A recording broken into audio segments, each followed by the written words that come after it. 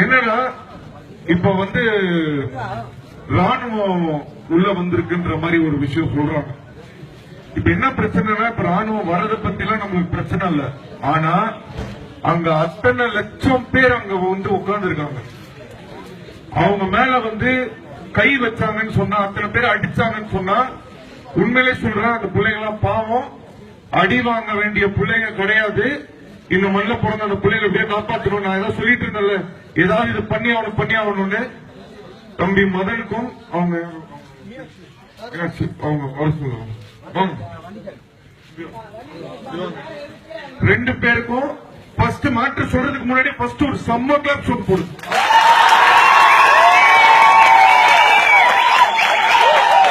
என்னன்னா, ராணுவமே வரட்டும், நைட்டோட நைட்டா எங்கெல்லாம் நேஷனல் பிளாக் இருக்கோ இம்மீடியட்டா மெரினால இருக்கக்கூடிய அத்தனை பசங்களுக்கும் இப்ப நேஷனல் பிளாக் போய் சேரணும்.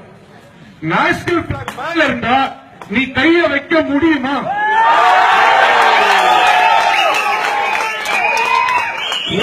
மேல நேஷனல் பிளாக் இருந்ததுக்கு அப்புறமும் நீ அடிச்சு பாடுற, கொண்டு பாடுற.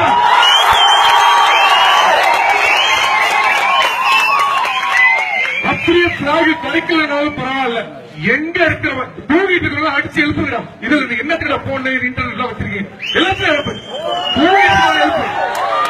எழுப்பி நைட்டோட இப்போ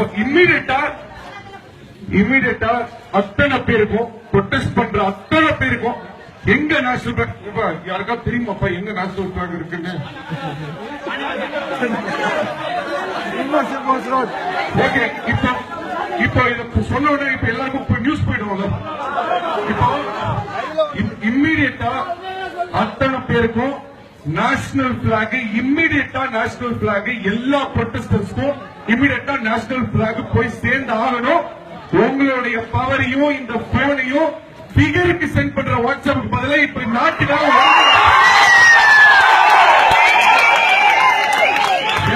தூங்கிட்டு இருந்தாலும் அடிச்சு எழுப்புங்க. நாடே இங்க அல்லப்பட்டு இருக்கு, தூக்க தூங்கிட்டு இருக்கு, எழுப்புங்க. ஏன்னா கை வைக்கக்கூடாது. ரொம்ப உண்மையை நான் சொல்றேன். அங்க இறங்கிட்டாங்க. இம்மீடியட்டா இதை இம்மீடியட்டா எல்லாரும் இம்மீடியட்டா இதை ஸ்ப்ரெட் பண்ணுங்க. இம்மீடியட்டா ஸ்ப்ரெட் பண்ணுங்க. இந்த ஐடியா கொடுத்த மதருக்கும் இவங்களுக்கு இந்த பெரிய கிளாஸ் சொல்லி கொடுங்க.